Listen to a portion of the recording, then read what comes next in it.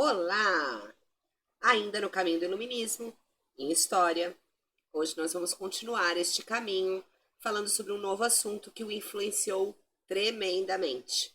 Quer saber sobre o que a gente vai falar? Vem comigo que eu te mostro.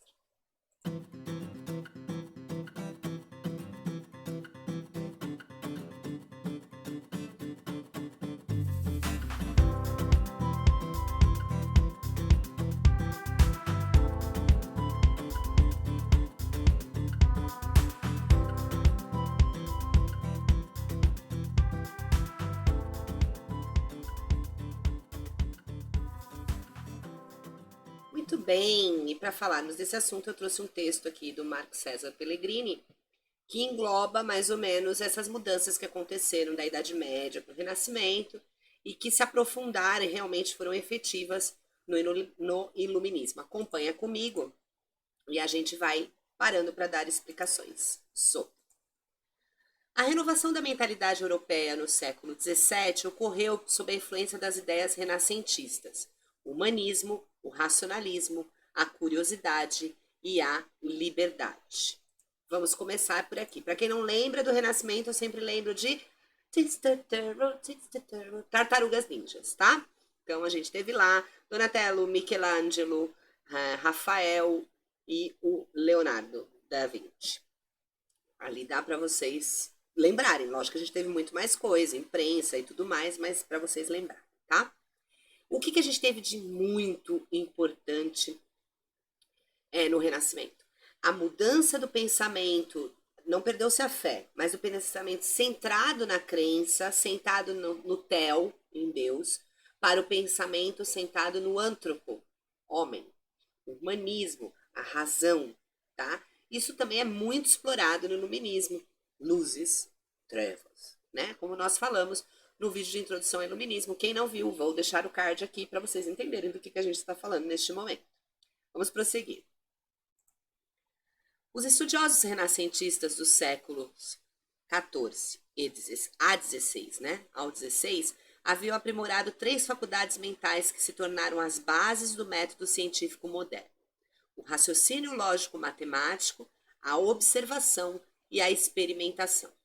Por meio delas, os renascentistas desenvolveram a mentalidade que predominava desde a época medieval, na qual prevaleciam valores religiosos.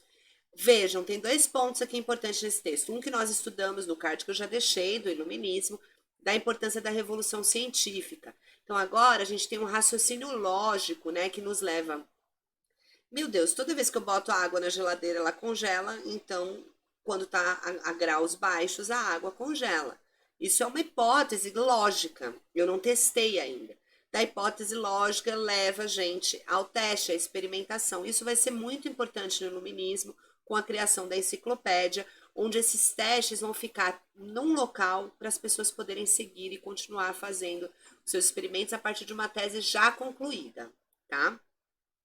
O outro ponto interessante é que eles ressaltam ali que haviam conhecimentos na Idade Média, mas não havia progresso, porque você não saía daquele pensamento religioso. E que isso passa a ser despertada, essa necessidade, no Renascimento e vai se efetivar no Iluminismo. Prosseguindo. O estímulo ao pensamento racional fundamentou a ciência moderna, mas a ruptura radical com o pensamento de tradição medieval só ocorreu a partir da Revolução Científica do século XVII. Então é isso que eu queria pontuar. Renascimento foi importante pra caramba, gente. Né? Renascimento traz obras importantíssimas. Eu falei um pouquinho de Renascimento numa aula de nivelamento de filosofia, uma das primeiras aulas que eu fiz para o canal. Eu vou deixar o card aqui também, que fala das obras principais, né? Então, fala dos grandes pensadores, Shakespeare, esqueci o nome do Don Quixote, Miguel de Cervantes, tá? Então, fala de, entre muitos outros que ali estão expostos. Mas agora, com a Revolução Científica tomada pelo iluminismo, né, levada, não, é isso aqui que a gente precisa, apropriada pelos iluministas, a gente vai ter essa ruptura. A ciência dá explicações, sim. Para quem não teve aula de filosofia, quando a gente estuda a filosofia medieval, lá ela diz que tudo bem, a razão pode existir, só que a razão ela está subalterna à fé. Se ela tomar um caminho diferente do que a fé diz, do que as revelações diz, ela está errada e tem que voltar ao caminho. Porque o ser humano não é capaz de atingir toda a razão, de entender e explicar todos os fenômenos, por exemplo, o fenômeno da fé. Tá? Então nós não somos capazes. E agora vai dizer que sim, nós somos racionalmente capazes, o homem é capaz de tudo. Então, se a razão dele diz que é X, não adianta a fé contrariar com Y. Então, ela não pode dominar a razão humana. Esse é o ponto principal dessa mudança de paradigmas que o Renascimento influencia, mas é o Iluminismo que toma as rédeas. E vamos ver agora os principais influenciadores renascentistas que chegam ao Iluminismo, né, as suas influências. Galileu Galilei, um italiano, né, considerado o primeiro cientista a utilizar o método científico moderno, tá? O que é o método científico moderno? É isso que a gente está falando, de ter um raciocínio, atingir uma hipótese e testar isso, tá? Também é conhecido por ter aperfeiçoado o telescópio. É importante a gente contar uma coisinha aqui. Então vamos lá. O Galileu ele não criou o telescópio, tá? Mas é uma obra, né? Esse aperfeiçoamento é muito importante porque serviu para o que ele deveria servir e como nós usamos até hoje. Mas na verdade, o primeiro modelo próximo disso era chamado de refrator e foi feito pelos árabes. Muito importante também vocês entenderem que na história o Oriente ele teve uma gama de conhecimentos muito grande, enquanto nós no Ocidente vivíamos sob o jugo da Idade Média, tá?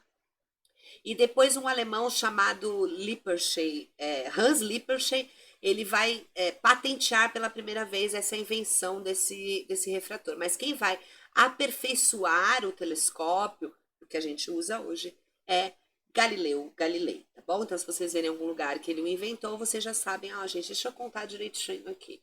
Realmente foi importante, mas tiveram outras pessoas nesse processo, tá? Também era um defensor do heliocentrismo, ou seja, ele dizia que não, a Terra não é o centro do universo, queridos. O Sol está no centro do universo. Imagina isso naquela época. Imagina isso hoje, né? Porque assim, Galileu deve dar umas voltas no túmulo toda vez que ele escuta sobre Terra plana. Mas tudo bem. E aí ele vai dizer que vai propagar isso através de pesquisas, das observações que ele pode fazer, mas a Santa Inquisição vai dizer para ele: você tem certeza disso? E aí, quando ele começar a sentir o foguinho nos pés dele, ele vai se retratar e vai falar: não, não tenho, eu só pensei, já passou, pensamento, foi embora. Então, ele acaba se retratando para não morrer perante a Inquisição, tá? Vamos ver quem é o próximo. Francis Bacon, a gente chama ele de Chico Toicinho, né? Nosso colega da filosofia, mas como aqui na história a gente é mais sério, vai ser Francis Bacon mesmo. É um inglês empirista e vai dizer que somente por meio da repetição da experiência, né, de uma experiência, o cientista pode comprovar ou refutar as hipóteses científicas. Gente, é importante a gente entender o que é o empirismo. O empirismo ele não acredita que a gente na razão raciocinada, ele acredita na razão observada. Então ele acredita que a gente, olha os pássaros vieram cantar para mim, me senti a Cinderela.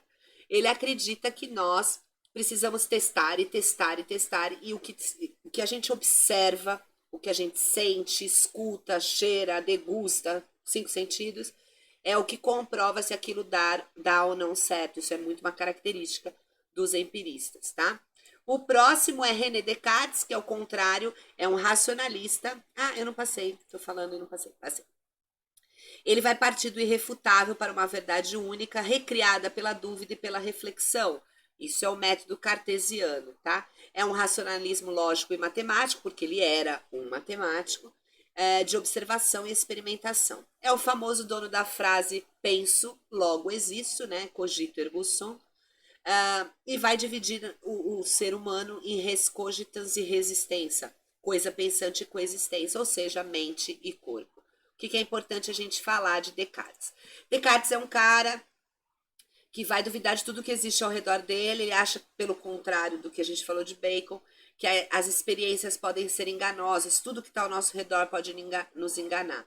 E ele vai ficar nessa dúvida, imagina, a neurose do cara. Eu não existo, você não existe, tudo que está ao meu redor é mentira, meu Deus do céu. Por exemplo, um exemplo que ele dá para a gente entender bem isso, ele vai dizer quando a gente olha para o Sol é pequenininho. E quem garante que o Sol é grande? E nessa paranoia, um dia ele vai parar e vai falar: tem uma coisa que eu tenho certeza, que eu penso. Então, se eu penso, eu existo. Alguém precisa pensar. Sou eu. Ah, penso, logo existo. Tá? Então, ele vai usar a lógica na ciência, que é muito importante, para explicar o mundo. Tá? É um contraponto aí dos empiristas. E também vai dividir o nosso corpo na mente. A mente é uma coisa, o corpo é outra. E o corpo existe para que a mente se locomova e tenha as suas experiências, né? Resistência. Res cognitas, eu penso, mas eu penso, fica aqui, parado. Eu preciso da resistência para levar essa mente que pensa para algum lugar, tá bom?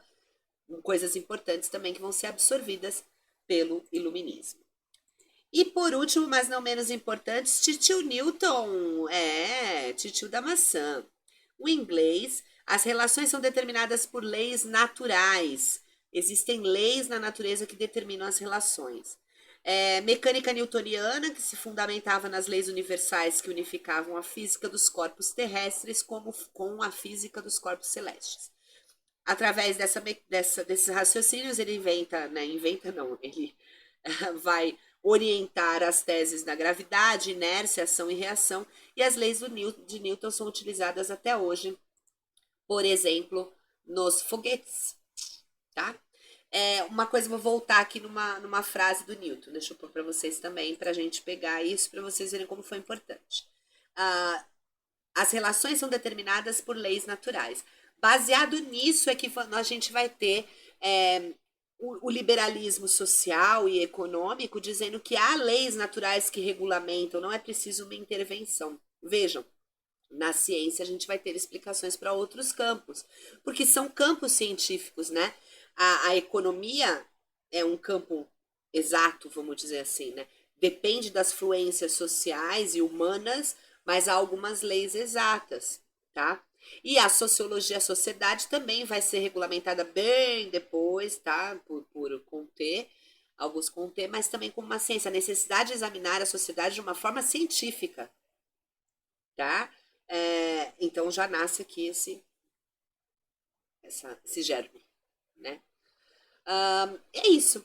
Falei das influências do Renascimento, falei um pouquinho do iluminismo para vocês. Nas próximas aulas a gente vai ver os pensadores iluministas. E pretendo passar para vocês uma paródia que circulou pela internet, que vocês gravem esses pensadores. Vamos ver se eu vou ter coragem, né? Me falta coragem. Gostou, curte, gostou muito, compartilha. Quer receber as próximas aulas? Se inscreve no canal. Eu fico por aqui, mas estou à disposição de vocês nos comentários, nas redes, pela vida. Só entrar em contato. Beijo, até a próxima.